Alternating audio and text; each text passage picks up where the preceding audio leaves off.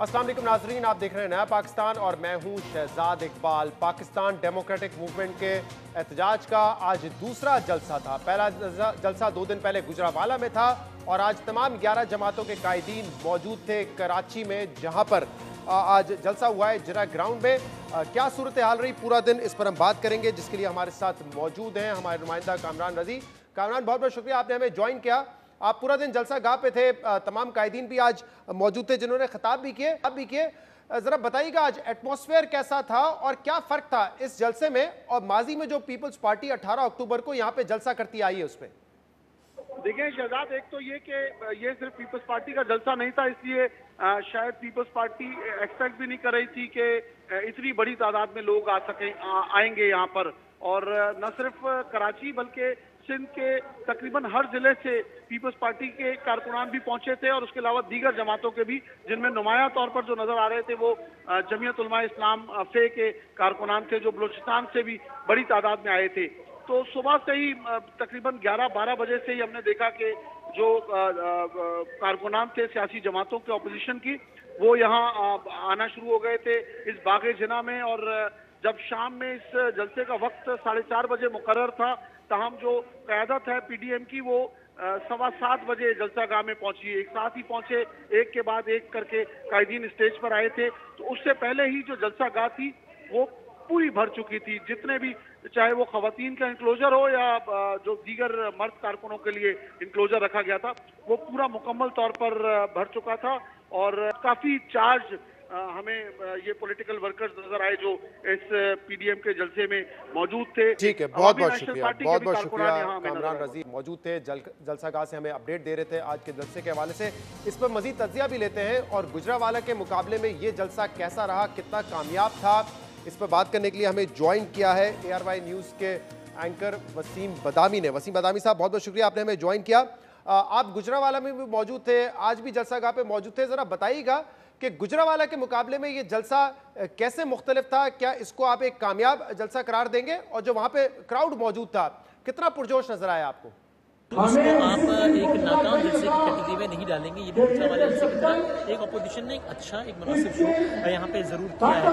Crowd कितना ज़्यादा पुरजोश है इस एतबार से भी हमें गुजरावाला जलसे में जब पाकिस्तान से मूल का क्राउड नजर, मरियम बीबी का जब भी नाम या उनके हवाले से बात होती है तो क्राउड में बड़ा एक खास हमें एक क्राउड के दरमियान बड़ी से कनेक्शन नजर आता था।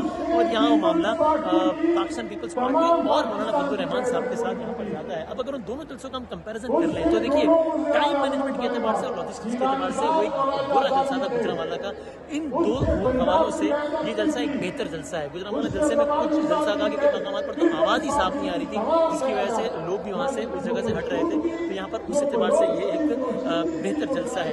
एक और फर्क ये है कि यहाँ बिल्कुल आगे खवातीन की एक अच्छी खासी तादाद मौजूद है। गुजरावाला जलसे में खवातीन की तादाद बहुत कम थी, तकरीबन ना होने के बराबर आप कह सकते हैं। फिर उसके अलावा गुजरावाला के जलसे में क्राउड में मुस्लिम लीग डोमिनेंट थी। JUIF की तादाद आपको सबसे ज्यादा यहाँ पे नजर आती है और उसके बाद पाकिस्तान पीपल्स पार्टी की। अच्छा वसीम बदामी, ये बताइएगा कि नवाज शरीफ ने गुजरावाला में जो तकरीर की और अस्करी क़यादत को उन्होंने तनकीद का निशाना बनाया, उस हवाले से कल भी सवाल हुआ बिलावल भुट्टो ज़रदारी साहब से, उन्होंने कोई वाज़ेह जवाब नहीं दिया। आज आपने भी उनसे ये सवाल किया कि आप उस तकरीर की तायद करते हैं और उसके साथ खड़े हुए, तो कोई वाज़ेह जवाब नहीं दिया, बिलावल भुट्टो ज़रदारी ने तायद नहीं की। तो ऐसा लगता है कि पीपल्स पार्टी मुकम्मल तौर पे उस तकरीर के पीछे नहीं खड़ी हुई, अपने आप को शायद थोड़ा सा दूर रख रही है।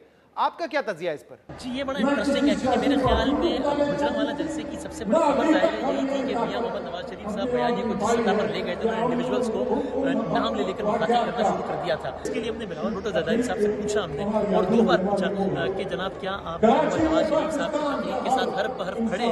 जवाब में वो बोले कि APC का जो एलामिया है, PDM की तमाम जमातें उसके साथ खड़ी हैं। देखिए, एक बड़ा वेल क्राफ्टेड ये जवाब है जिसकी बेहतरी तशरीह करूँगा कि इसका मतलब वो अल्फाज के चुनाव में नवाज शरीफ साहब से इत्तेफाक नहीं करते। यहाँ तक कि एक और सवाल के जवाब में बिलावल साहब बोले कि अल्फाज का चुनाव अपनी मर्जी है। तो फिर ये भी यहाँ PDM के जलसे से एक आपको ये खबर और तजिया दे सकते हैं कि ये अब तक बहुत वाज़ेह है कि पाकिस्तान पीपल्स पार्टी अपने आप को अल्फाज और टोन की सख्ती के एतबार से डिस्टेंस करेगी उस लहजे से, अल्फाज से जो मियां मोहम्मद नवाज शरीफ साहब ने गुजरावाला में इस्तेमाल कर डाली है।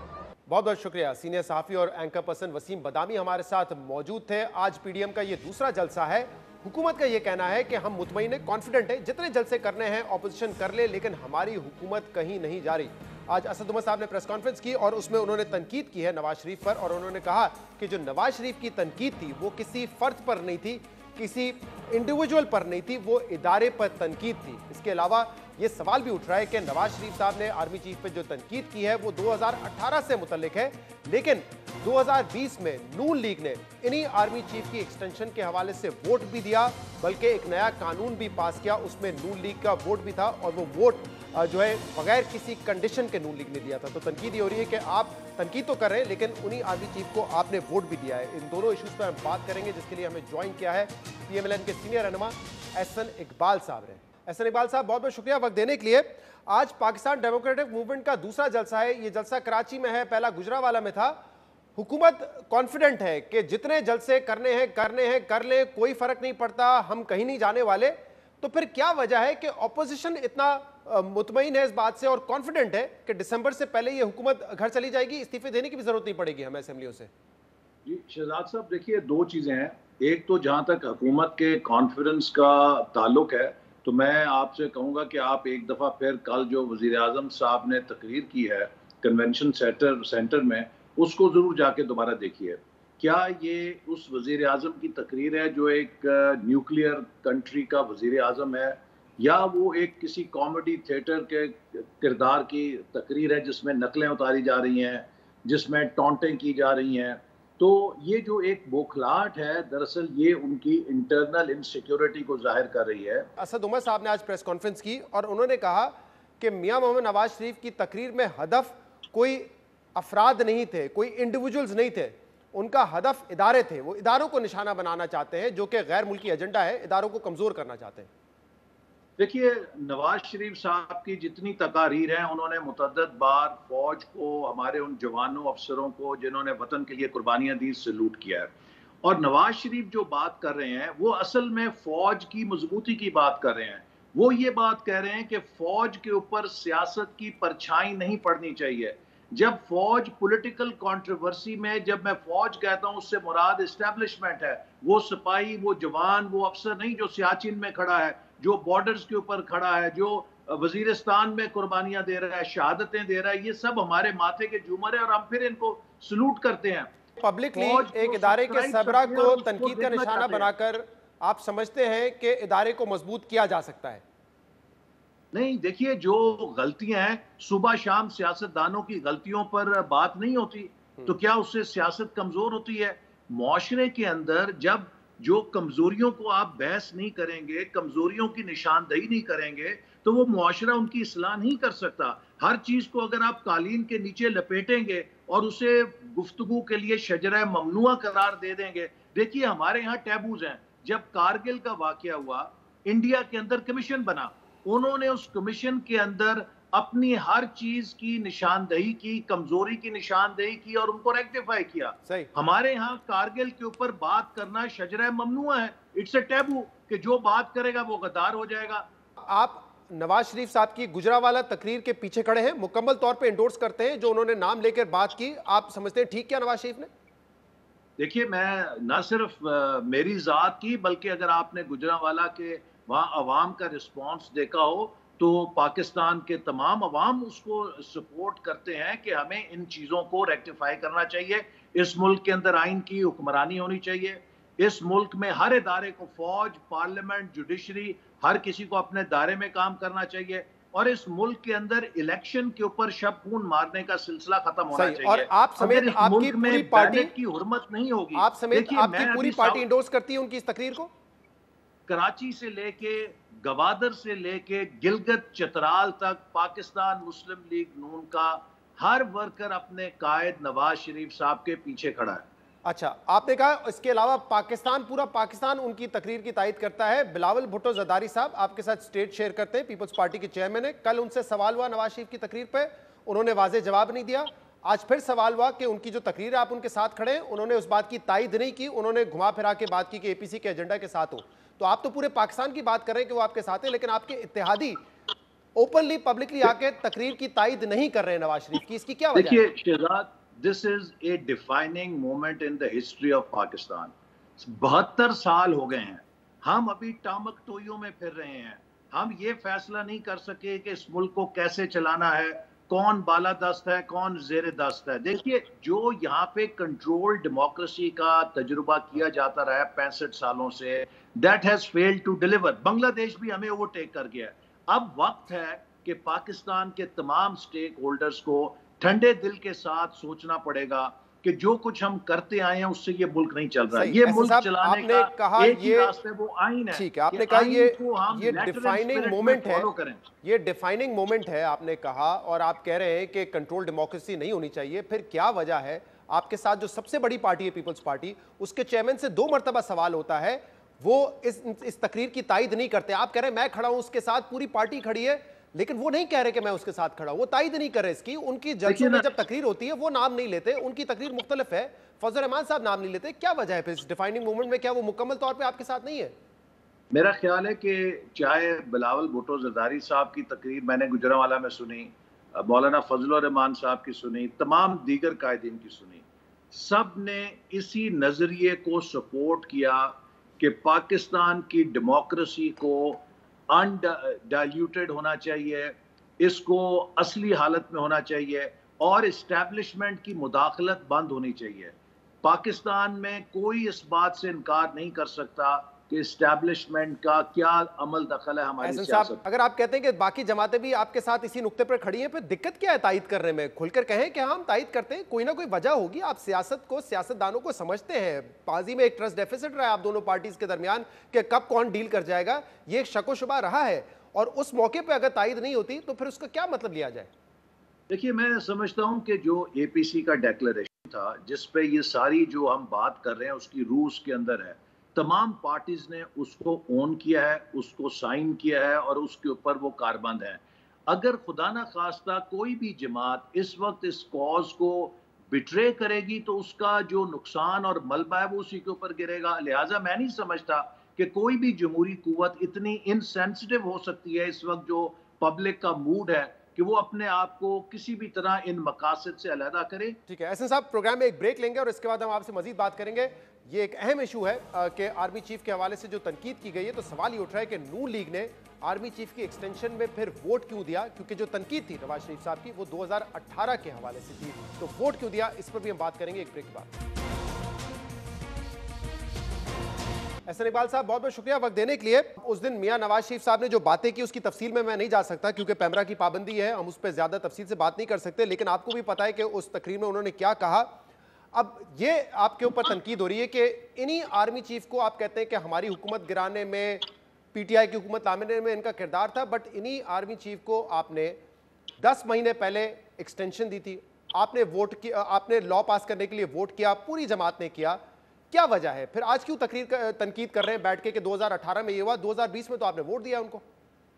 देखिए, जो पार्लियामेंट में जब वो मसला वोट के लिए पेश हुआ था, एक्सटेंशन उससे पहले दी जा चुकी थी और ये बात मैं भी कह चुका हूं, हमारी पार्टी भी पहले कह चुकी है कि एक्सटेंशन का मसला स्ट्रिक्टली देने वाले और लेने वाले के दरमियान है।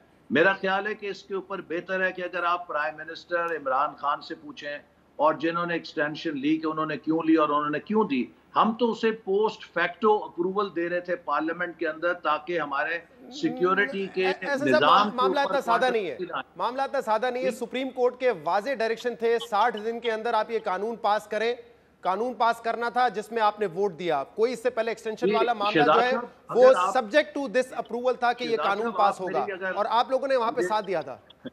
आप मुझे इजाजत दें, आपको मालूम होगा कि एक्सटेंशन सुप्रीम कोर्ट के ऑर्डर से पहले हो चुकी थी, उसको रेगुलराइज करने के लिए सुप्रीम कोर्ट ने कहा था कि आप कानून बनाएं, उसके मुताबिक इसको इफेक्ट होगा।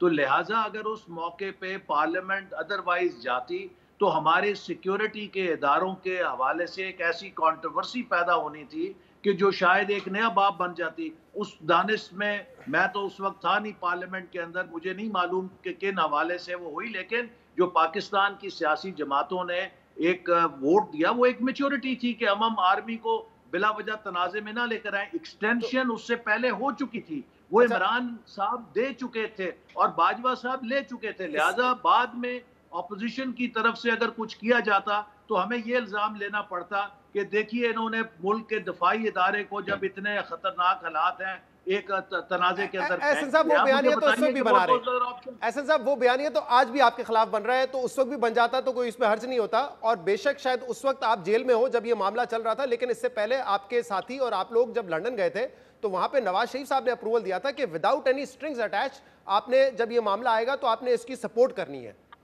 देखिए जहां तक मेरी राय का ताल्लुक है, मैं नैब की कस्टडी में था एक दिन पहले, और मैं आपको फिर कहता हूं मैं अभी भी समझता हूं, ये मेरी जाती राय है कि उस वक्त अगर जो एक्सटेंशन का कानून था वो एक दफा के लिए होना चाहिए था, क्योंकि अब मैं समझता हूं कि अगला कोई आर्मी चीफ जो एक्सटेंशन लिए बगैर जाएगा उसे वलीउल्लाह का भी हमें लकब देना पड़ेगा। ये दरवाजा हमारे फौज के अंदर जो मेरिट का निजाम है उसके हक में नहीं है कि हम एक्सटेंशन का दरवाजा। आप सबने उससे बढ़कर इसको तो अब एक कानून बना दिया, पहले तो बाकायदा कानून नहीं था, आप सबने मिलकर उसको एक कानून बना दिया। मेरी बात सुनिए, हम पे बड़ा दबाव था, हमने एक्सटेंशन नहीं दी, ये हमारी सोच थी। अब इमरान खान साहब ने एक्सटेंशन दे दी, उसके ऊपर अब हम एक तनाजा खड़ा करते तो वो शायद मुल्क के लिए और उस इदारे के लिए ठीक नहीं होता। मैं अब भी ये कहूंगा कि हमें अब आगे को देख के इस मुल्क के निजाम को ठीक करने के लिए सबको सोचना पड़ेगा कि आइन के मुताबिक इस मुल्क को कैसे चलाएं, हर और इसके लिए काम करे, वरना मुल्क की मईशत मजीद दलदल में धंस जाएगी। अच्छा, इसके लिए एहसन इकबाल साहब जो एपीसी का एलामिया है उसमें आपने ये भी कहा है कि एक ट्रूथ कमीशन बनना चाहिए। अब इस वक्त तो आप जस्टिफिकेशन फराम कर रहे हैं कि क्यों हमने उस वक्त एक्सटेंशन के कानून को वोट किया, लेकिन जब आप ट्रूथ कमीशन की बात करते हैं तो फिर आज सच बताइए ना कि उस वक्त क्या मामला थे, क्या पीएमएलएन ने उस वक्त भी कॉम्प्रोमाइज किया, और कॉम्प्रोमाइज किया तो क्या हासिल करने के लिए किया? अगर ट्रूथ कमीशन की बात करें तो बताइए ना कि क्या मजबूरियां थी उस वक्त। अगर तो आप इस बात की गारंटी करें कि जो बात मैं करूंगा वो हूबहू चल जाएगी आपके चैनल के लिए, वे एयरवेव्स बंद नहीं होंगी, फिर तो हम बात कर सकते हैं, लेकिन मेरा ख्याल है कि बोझ आप भी नहीं उठा सकेंगे। नहीं, अगर आप बताइए कि क्या ऐसी बात थी कि क्या कॉम्प्रोमाइज किया, क्योंकि देखिए मरियम नवाज साहिबा तो पहले भी कह चुकी है ना कि नवाज शरीफ साहब ने अपने दौरे इक़्तिदार में कॉम्प्रोमाइज किया, चाहे वो मुशाहिदुल्लाह साहब का टाइम हो, डॉन लीग्स हो, परवेज रशीद की कुर्बानी, ये कॉम्प्रोमाइज किया, आइंदा नहीं करेंगे। फिर आप कह रहे हैं कॉम्प्रोमाइज कर दिया हमने 2020 में इस पे दस्तखत करके, क्या वजह थी ऐसी? देखिए मैं फिर कहूंगा कि ये वक्त ऐसा है कि जो खराबियां हैं वो हम सबको मालूम है, जो हमारे निज़ाम में है हमने उनको चार्टर ऑफ डेमोक्रेसी से ठीक करने की कोशिश की थी, अदलिया को भी और हमारी अस्करी क़यादत को भी। हर किसी को इंट्रोस्पेक्शन करने की ज़रूरत है। This is not a time कि जहाँ पर हम अपनी गलती पे इसरार करें। अगर हमने मुल्क को आगे लेकर जाना है तो we have to find a new code of conduct under the constitution, जिसमें हर इदारा, हर फर्द अपना किरदार अदा करे। पाकिस्तान की इकॉनमी इस वक्त एक्स्ट्रा ऑर्डिनरी क्राइसिस में है। अगर हमने होश के नाखून ना लिए तो मैं आपको बताना चाहता हूं कि जो महंगाई और बेरोजगारी है ये मुल्क में सिविल एनार्की पैदा कर देगी। लोग 1 किलो आटे के लिए लूटमार शुरू कर देंगे। यहाँ पे जो मनाजिर होंगे, आप अफ्रीका के जो एक जमाने में रवांडा के मनाजिर होते थे, खुदा ना खास्ता वो इधर आ सकते हैं। लेकिन तो लिहाजा ऐसा इकबाल साहब देखिए, जब आप ये जमहूरी इक़्तिदार की बात करते हैं, असूलों की बात करते हैं, न्यू कोड ऑफ कंडक्ट की बात करते हैं, देखिए उस पर एक दफ़ा आप पीछे हट सकते हैं, 2 दफ़ा हट सकते हैं, बार बार नहीं हो सकता। मैं आपको मिसाल दे देता हूँ। चार्टर ऑफ डेमोक्रेसी के बाद आप लोग जब हुकूमत में आए 2013 में, अभी मैंने आपको गिनवा दिया कि मरियम नवाज साहिबा खुद कहती हैं कि नवाज शरीफ साहब कॉम्प्रोमाइज़ करते रहे। जब वो नाअहल हो गए, उन्होंने पूरी एक जीटी रोड पर रैली निकाली, कहा कि मुझे क्यों निकाला। उन्होंने आज जो तनकीद कर रहे हैं उस वक्त भी तनकीद की। फिर आता है 2019-20, फिर आप दोबारा कॉम्प्रोमाइज करते हैं, एक्सटेंशन के लिए वोट भी देते हैं। आज दोबारा आप कहते हैं कि हम असूल की बात कर रहे हैं। ये बैक एंड फोर्थ बार बार तो नहीं कर सकते ना। एक दफा डिसाइड कर लें असूल पे टिकना है, फिर टिक कर रहे हैं। हर दफा असूल पे टिकने पे जब वक्त आता है कॉम्प्रोमाइज भी करते हैं। देखिए असूल के ऊपर टिकने की कुर्बानी दे रहे हैं ना हम सारे। अल्हम्दुलिल्लाह हमने जो जिंदगी गुजारी है नेकनामी से गुजारी है और दयानतदारी से कोशिश की है कि गुजारें। इस मुल्क के एक एक पैसे को अपने लिए और अपनी औलाद के लिए सुअर समझा है। इसके बावजूद हमारी किरदार कुशी हो रही है। क्यों हो रही है? अपने असूल और नजरिए की वजह से ना। मैंने जो 10-12 साल की टाइमलाइन बताई वो यही टाइमलाइन है ना कि कभी कॉम्प्रोमाइज किया, कभी असूल की बात की, फिर कॉम्प्रोमाइज किया, फिर असूल की बात की। कॉम्प्रोमाइज करनी होती तो हम ये जेलें क्यों काटते? देखिए अभी इमरान खान साहब कह रहे हैं, शहजाद अभी इमरान खान कह रहे हैं कि मैं इन्हें वीआईपी जेल में नहीं रखूंगा। कौन सी वीआईपी जेल में किसको रखा है? सजाए मौत के कैदियों की चक्की काट के आए। मैं भी वहीं था और शायद खान अब्बासी साहब भी वहीं थे। जेल के अंदर उससे थर्ड नीचे की कोई दर्जा ही नहीं है जिसमें हम रहकर आए हैं। लेकिन हमारे माथे पे कोई शकन आई है? कभी नहीं आएगी, क्योंकि अब हमें इस मुल्क ने इतना कुछ दिया है, अब हमारे देने का वक्त है और हम इंशाल्लाह कुर्बानी देंगे ताकि अपने बच्चों को एक अच्छा पाकिस्तान देके जाएं। बहुत बहुत शुक्रिया इकबाल साहब। सीनियर रहनुमा PMLN हमारे साथ मौजूद थे। ब्रेक के बाद असद उमर साहब हमारे साथ मौजूद होंगे, हमारे साथ रहिए।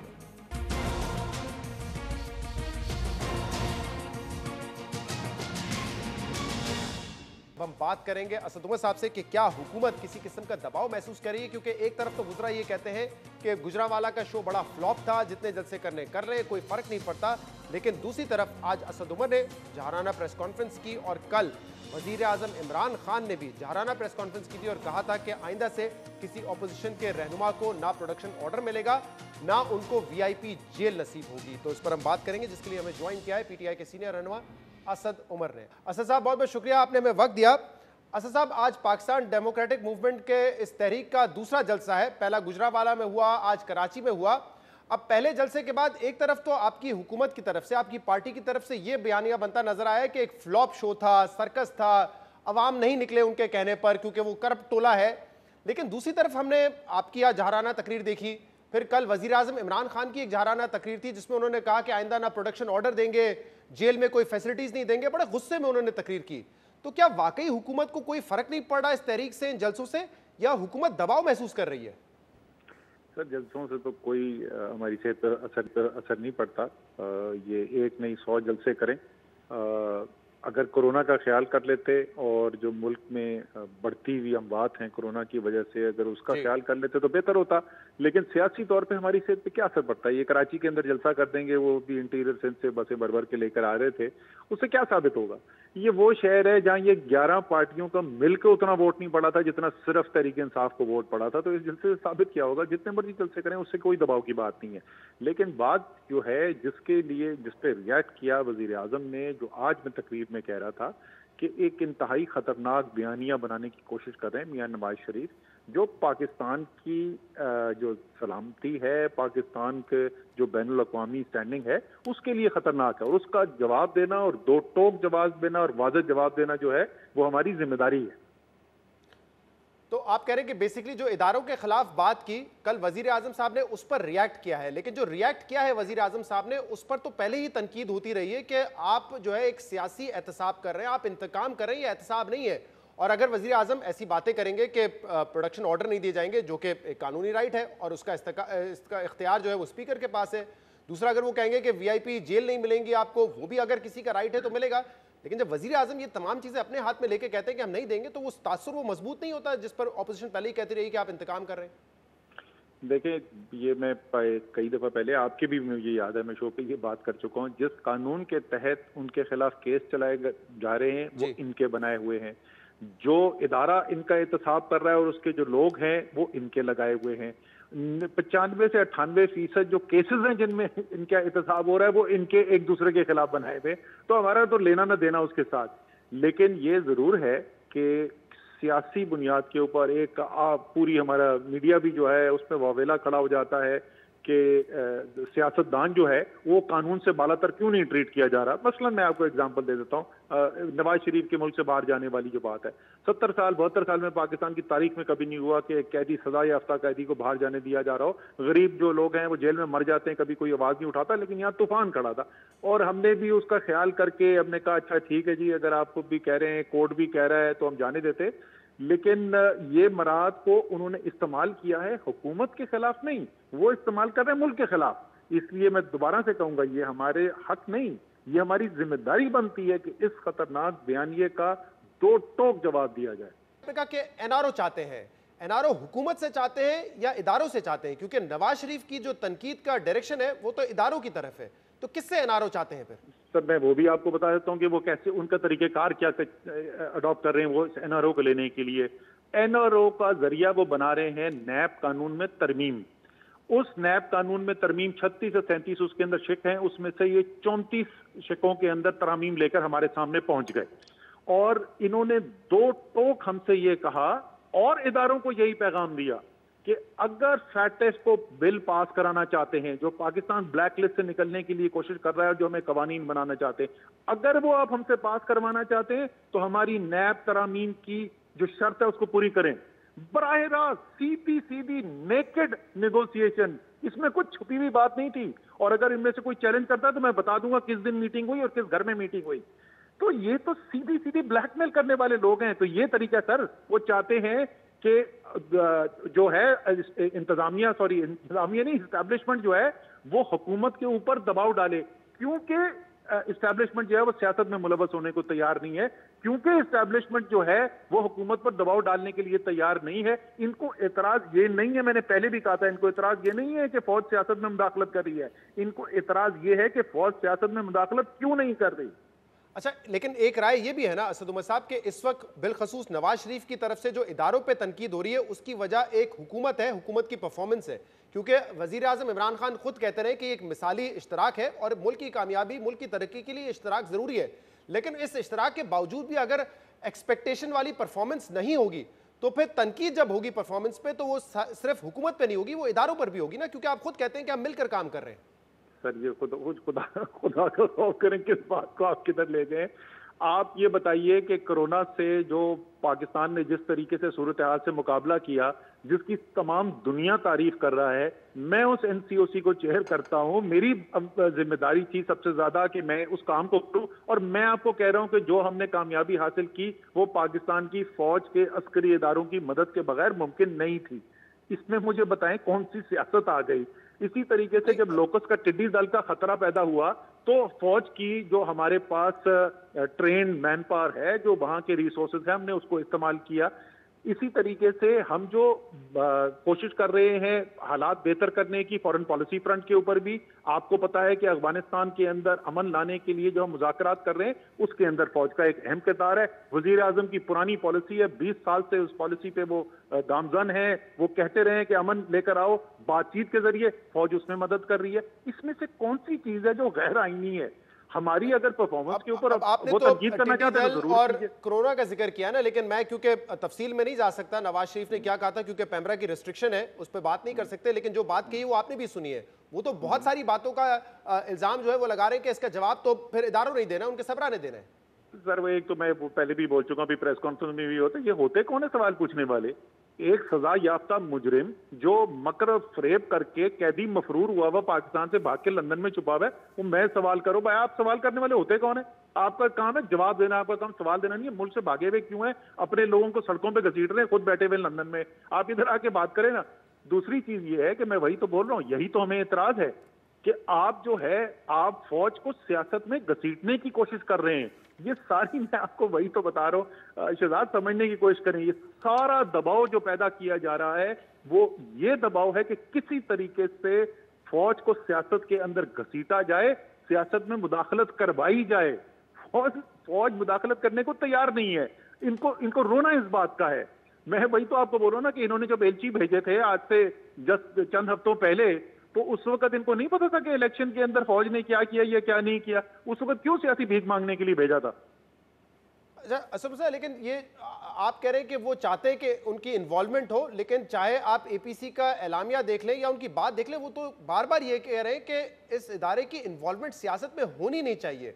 ऐसा ना हो कि ये तासुर जाए कि किसी एक पार्टी या हुकूमत को सिर्फ वो सपोर्ट करें। वो तो ये बयानिया बता रहे हैं ना आवाम को। सर भाईजान, मैं आपसे यही तो अर्ज कर रहा हूँ ना कि मुझे यही तो मैं प्रेस कॉन्फ्रेंस में पूछ रहा था कि अपने एलची को उसी आर्मी चीफ को मुलाकात के लिए क्यों भेजा था?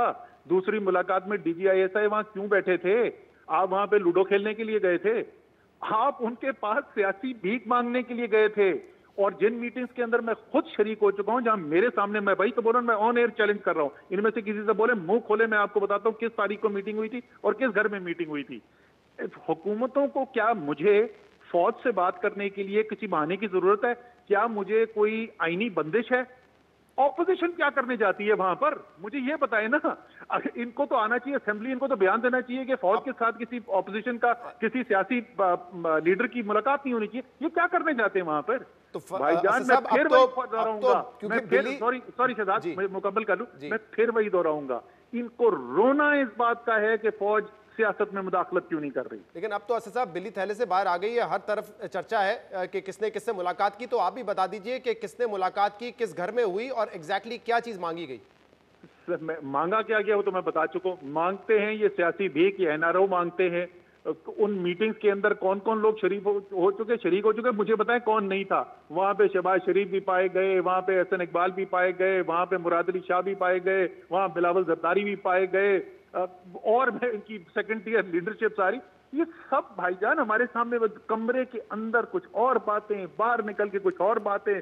मुनाफिकत की इंतहा हो रही है इस वक्त सियासत में। अच्छा असद साहब, आप ये कह रहे हैं कि बाहर बैठ के बात करें। ये सवाल हम बार बार नून लीग की क़यादत से उठाते रहे कि नवाज शरीफ साहब अब लगते हैं कि पहले से तबीयत बहुत बेहतर है, पाकिस्तान आके लीड करना चाहिए। ये नहीं कह सकते बाहर बैठ के कि मीडिया अरेस्ट हो जाए, सब अरेस्ट हो जाए, मैं बाहर बैठूंगा। लेकिन हकीकत तो ये है ना कि वो बाहर बैठ के खिताब करें, लेकिन फिर भी लोग सुनने आते हैं। आपने कहा जलसागाह नहीं भर सकेंगे, जलसागाह तो भर दिया उन्होंने। बाय द वे मैंने तो कभी भी नहीं कहा था जलसा का आपकी पार्टी के इंफॉर्मेशन मिनिस्टर ने चैलेंज किया था जी। अल्लाह जानता है शिबली क्या क्यों कहा था। जलसा गाह भरना कितनी बड़ी चीज है यार। बात से कौन सी बड़ी पार्टी है पाकिस्तान की जो जलसा गाह अगर वो पैसा लगाने को तैयार हो, ट्रांसपोर्ट देने को तैयार हो, ना भर सके? उससे क्या साबित होता है? अच्छा असद साहब, ये मुझे बताइए कि क्या नवाज शरीफ और आप लोग एक ही बात नहीं कर रहे? और मैं एक्सप्लेन कर देता हूं। इमरान खान साहब ने भी कल बात की, हमेशा करते हैं, आज आपने भी कहा, जनरल जिलानी का जिक्र किया, जिया उल हक का जिक्र किया कि उन्होंने हैंड पिक किया था नवाज शरीफ को उस वक्त। तो जब आप बार बार ये बात करते हैं तो आप ये कह रहे हैं कि उस वक्त इदारों ने, इंडिविजुअल्स ने मुदाखलत की थी, नवाज शरीफ को हैंड पिक किया। नवाज शरीफ भी वही बात कर रहे हैं, फर्क ये है कि आप माजी की बात कर रहे हैं, माजी की मुदाखलत की बात कर रहे हैं, वो कह रहे हैं ये मुदाखलत आज भी जारी है। सर पहली बात तो ये है कि इमरान खान ने सारी अपनी जिंदगी में, सारी करियर में कितने दिन किसी सियासी मिलिट्री डिक्टेटर के नीचे हुकूमत का हिस्सा रहे? सिफर जवाब है उसका। ये मियां नवाज शरीफ जो है ये 1500 दिन से ज्यादा खुद डिक्टेटर्स के पास रहे। वो डिक्टेटरशिप क्या मुल्क के लिए ठीक होती है? इस पे तो आपका मेरा सबका इत्तेफाक है ना, डिक्टेटरशिप नहीं होनी चाहिए, आइन को नहीं तोड़ना चाहिए। हम सिर्फ ये कह रहे हैं कि जिस वक्त वो वाकई में आइन तोड़ा जा रहा था उस वक्त तो आप डिक्टेटर की गोद में बैठे हुए थे। आज आप कहते हैं कि मुल्क के अंदर जो है आइन के अंदर मुदाखलत हो रही है, और मैं आपको बार बार शवाहिद दे के बता चुका हूं कि असल इनको रोना इस बात का, भाई मंतक की बात, सोचिए शहजाद कि कभी ऑपोजिशन को एतराज होता है कि फौज मुदाखलत क्यों करी है सियासत में? कोई पाकिस्तान की तारीख में कोई केस आपको नजर आता है? हमेशा हुकूमतों को एतराज होता है, क्योंकि फौज की मुदाखलत अगर सियासत में होगी तो हुकूमत को नुकसान होगा ना। हुकूमत का तो वैसे ही हिस्सा है फौज, हुकूमत से अलग तो नहीं है। मंतक की बात आप सोचो, ये पाकिस्तान की तारीख में पहली दफा हो रहा है ऑपोजिशन के लिए। अच्छा लेकिन असद साहब इसमें दो बातें, एक तो आपने कहा किसी डिक्टेटर के अंदर कब हुकूमत में रहे, हुकूमत में नहीं रहे, लेकिन रेफरेंडम तक परवेज मुशर्रफ को सपोर्ट किया था इमरान खान ने, फिर इलेक्शन से पहले वो अलग हुए थे। जमीन आसमान का फर्क है कि किसी की नौकरी करना और उसके कंधे के ऊपर चढ़ के आना और किसी की सियासी। और मैं आपको, मैं ऑन एयर आज कहता हूं, बिल्कुल इमरान खान साहब ने जो उस वक्त कहा था वो किया था, वो गलत किया था, वो खुद भी मान चुके हैं उस बारे में, लेकिन कभी भी हिस्सा नहीं बने किसी मिलिट्री हुकूमत। उनकी हुकूमत का हिस्सा नहीं बने थे। जैसे मैंने कहा इलेक्शन से पहले उनके इख्तलाफात हो गए थे। लेकिन मैं यही कह रहा हूं कि मदाखलत की बात तो आप भी करते हैं ना, कि जब जनरल जिलानी की बात कर रहे हैं, ये कर रहे हैं, वो कहते हैं कि आज भी, ऐसे सवाल मुकम्मल कर लूं, वो कहते हैं कि इमरान खान आज भी सिलेक्टेड है। जैसे आप कहते हैं कि हमें हैंड पिक किया गया था, आज भी वजीर आजम इमरान खान हैंड पिक्ड है, ये इल्जाम है ना ऑपोजिशन का। सर मैं आपसे सिर्फ ये अर्ज कर रहा हूं कि ये जो इल्जाम लगा रहे हैं, मैंने आज आपको प्रेस कॉन्फ्रेंस में एक नहीं, मैंने आपको 10 मिसालें दी हैं। ये इसी जनरल बाजवा जिसको कह रहे हैं सिलेक्टेड करवाया, जिसने इलेक्शन में धांधली करवाई, इन्होंने उस जनरल बाजवा की एक्सटेंशन को वोट दिया। इन्होंने उसी एस्टैब्लिशमेंट के सामने और ये सवाल किया है हमने, बिल्कुल सवाल किया हमने नून लीग से। सर उनके पास कोई जवाब नहीं है इसका, कोई जवाब नहीं आए माए शाह के अलावा। वो हर दफा कहते गलती हो गई, अच्छा उस वक्त गलती हो गई, फिर ये आज से 6 हफ्ते पहले तक वो क्यों एस्टैब्लिशमेंट के दफ्तरों के अंदर बैठ के मीटिंगें कर रहे थे? वो क्यों एनआरओ की डिस्कशन करते थे? क्यों नैब कानून की डिस्कशन करते थे वहां बैठ के? उसका जवाब दे दें। नहीं सुन लेना बात। ये उसी मार्शल लॉ, उसी शख्स को जिसने आइन तोड़ा था, उसके घर अपने एलसी क्यों भिजवाते थे? हम उनकी मुनाफिकत आपके सामने रख रहे हैं। इमरान खान अगर क्रिटिसाइज करता था तो इमरान खान उसमें किसी का हिस्सा नहीं था। जो गलत था वो गलत था, जो गलत था वो गलत था। लेकिन असद साहब जब बार बार वो आपको सिलेक्टेड कहेंगे और जवाब में आप जनरल जिलानी और जनरल जिया उल हक का हवाला देंगे, तो तासुर ये जाता है कि आप ये कहने की कोशिश कर रहे हैं कि अगर हम सिलेक्टेड हैं तो आप भी सिलेक्टेड थे। नहीं बात ठीक नहीं होनी चाहिए। नहीं मेरे भाई, बिल्कुल भी नहीं, बिल्कुल भी ये तासुर नहीं। जिस वक्त फौज मुदाखलत करती थी और फौज ने मुदाखलत की है, वो कोर्ट के रिकॉर्ड का हिस्सा है। ये वो इलेक्शन है जिसके अंदर पंजाब की पार्टी है ना, मुस्लिम लीग नून, पंजाब के बगैर तो, पंजाब के अलावा तो इनका किसी में इंटरेस्ट भी नहीं है, इसलिए वहां पे पंजाबी में तकरीरें भी हो रही थी। ये पंजाब के अंदर 141 सीट में कुल 11 सीटों पे इनकी इलेक्शन पिटीशन फाइल है, और तहरीक इंसाफ की कितनी पिटीशन फाइल है पंजाब के अंदर? 13। सर हम यही तो बोल रहे हैं कि कोई बयानिया के अंदर कुछ तो ठोस सबूत हो। इलेक्शन में पिटीशन आपने नहीं फाइल की, उसी शख्स को जिसको आप पे इल्जाम लगा रहे, उसी के एक्सटेंशन के लिए वोट आपने दिया, उसी के घर एलची आप भेजते। सर ना इमरान खान ने जनरल जिलानी के घर कोई दावतें खाई थी, ना उनकी नौकरी की, ना ज़ियाउल हक की खिदमत की, ना परवेज मुशर्रफ की हुकूमत का हिस्सा बने, और जहां सपोर्ट किया वहां गलती मानी। अच्छा असद उमर साहब, एक आखिरी सवाल, और मैं चाहूंगा सियासी वर्कर की हैसियत से, और आप एक प्रोफेशनल भी रहे, उस हैसियत से मुझे बताएं, क्योंकि लोगों के जहन में ये सवाल है कि ये आगे होने क्या जा रहा है, होगा क्या, क्या इसी तरह तकरीर होती रहेंगी, मईशत को भी नुकसान होगा, सियासी अदम इस्तेकाम होगा, कोई वे आउट नजर आ रहा है हुकूमत को, इदारों को, कि वे आउट क्या है इसका? क्या इसी तरह तलखी बढ़ती रहेगी, इंतशार की तरफ हम बढ़ते रहेंगे? सर ये अगर समझते हैं कि हमें ब्लैकमेल कर सकते हैं तो ये कभी भी नहीं होगा, ये जलसा खेलते रहेंगे, आखिर में थक हार के एक दिन बैठ जाएंगे ना। इनका इस तहरीक से कुछ निकलना है, और ये तहरीक भी इसके पीछे देखें जो सबसे ज्यादा मोहर, आपको पता है, आपके पास तो खबरें आती हैं, कौन दो शख्स हैं जो सबसे ज्यादा एक्सट्रीम पोजीशन ले रहे हैं? मौलाना फजलुर रहमान और मियां नवाज शरीफ, जिनके दोनों के स्टेक्स कोई है ही नहीं इस सिस्टम के अंदर। बहुत बहुत शुक्रिया। असद उमर साहब हमारे साथ मौजूद थे। आज के प्रोग्राम में इतना ही। इसका फीडबैक आप हमें दे सकते हैं हमारे सोशल मीडिया पर। इजाजत दीजिए, अल्लाह हाफ़िज़।